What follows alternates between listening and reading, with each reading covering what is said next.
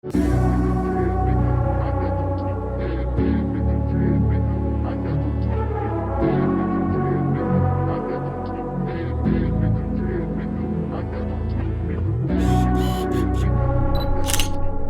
guys, it's Luke here and welcome back to another video. You join me today up at, fairly obviously, Area Motorsport, back up here with, of course, the Golf R.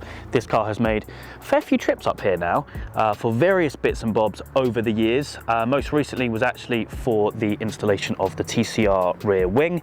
However, today we're here for something which is probably going to sound quite cliche, but I genuinely think that this is going to be the most important modification for this car. It's definitely going to solve or reduce the risk of my worst nightmare, my worst fear. With this season coming up, I've got a lot of track days planned, a lot of overseas track days as well with this car, which is all very exciting. So that's why we're here at Area Motorsport. Of course, these guys specialise in not only the MQB platform, they obviously run Club Enduro, TCR, that stuff, but they also do a lot with the EP3 Type R as well, a car which I absolutely love. So they're very familiar with building these kind of cars, and so what we are fitting, I will show you in a moment. It is quite a labour-intense installation, but it is a proper FIA approved system. So in a moment we'll get the car inside, let the guys crack on with installing everything, and I'll show you a little bit more about what we're doing. But ultimately, 4 years of driving this car very hard, which runs very hot, you can probably see where this is going. I'm not risking anything more. I'm really glad that this is happening and getting fitted to the car ready for the season today, to hopefully avoid any flames, if you know what I mean.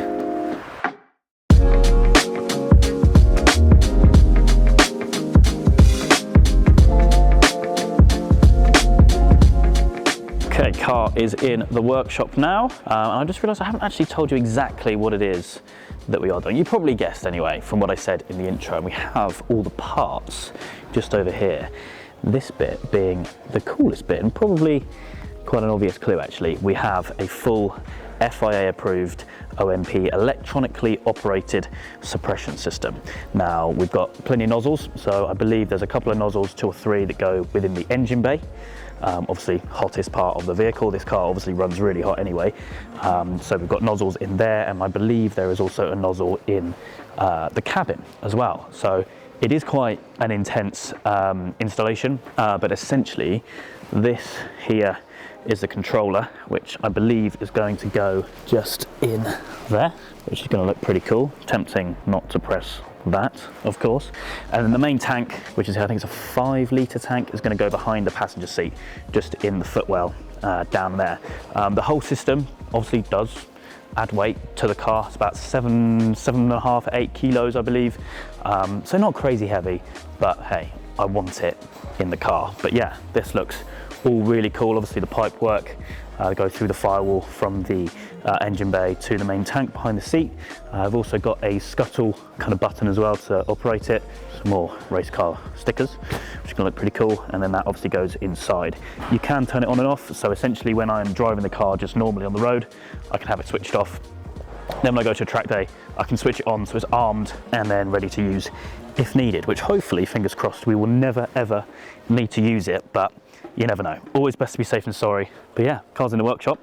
I believe Johnny's just getting some bits sorted in the engine bay, and I think that control is going to look really cool on the dash there. And then, as I said, tank is just going to go behind the seat there. It's a bit of a dead space anyway, so we'll be perfect. Save this thing from burning down, because as I said, that is my worst fear. You know, I've spent an eye-watering amount of money on this thing, and let's be honest, it's a just shy of 120,000 mile Golf. It's not worth a lot of money in standard form, but to build it, it's very expensive. And this system will hopefully prevent it all going to ashes, and hopefully I never have to press that button, but it will be there should I need it. But yeah, anyway, we'll let the guys crack on and see how it all comes together.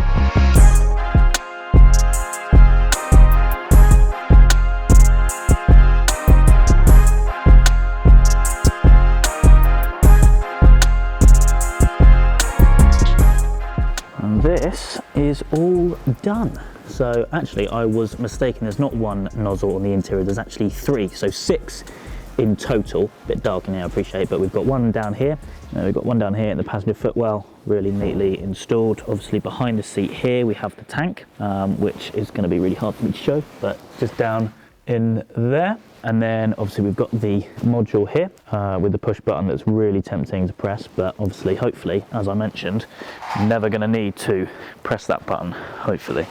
Around here, driver's side, I've got two nozzles. Now you don't want these pointing at your face because they do go off at quite a pressure, so I've heard.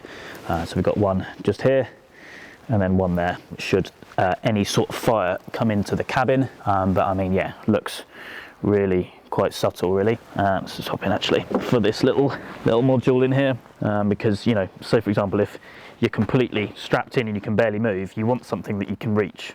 So my left arm can reach that really easily. Under the engine bay, let's just pop this quickly. We have another three, as I mentioned. I do have another scuttle coming because I thought it'd be a good idea to add some more airflow, which didn't work. But yeah, you can see actually you've got the pipe work here running through. We've also got an external button as well, so if like a marshal or anything needs to press it. Again, this is hopefully something which will never be used, but we've got three nozzles in here as well. So 1, 2, and 3 over there, all pointing at the engine bay. So yeah, all FIA approved, just below 8 kilos, I believe. And Johnny here at Area, thank you very much for installing it, mate. Another thing that we've added as well is obviously a nice little sticker, which actually makes sense to have this now. Fun fact, when I was designing this livery, I did actually want to put the kind of kill switch and the extinguisher stickers or logos in place, but obviously I didn't have any reason to. Now, obviously, as I said, we have the electronic or the exterior extinguisher button, as I mentioned, so that is a nice little addition as well. But yeah, finally we have a nice fire suppression system in this car. A lot more peace of mind should anything go wrong in the future. But as always, a big thank you to the team here at Area Motorsport. You can find all their details down in the description. But yeah, for me today, that is it. Hope you guys have enjoyed. There's no point me taking it out on track to test it out because don't want to do that, and there's obviously nothing that's going to change in terms of how the car drives. But as I said, details down below. That is it for me today. Hope you guys have enjoyed. If you have, please do make sure you leave a like and make sure to subscribe for all the adventures still to come.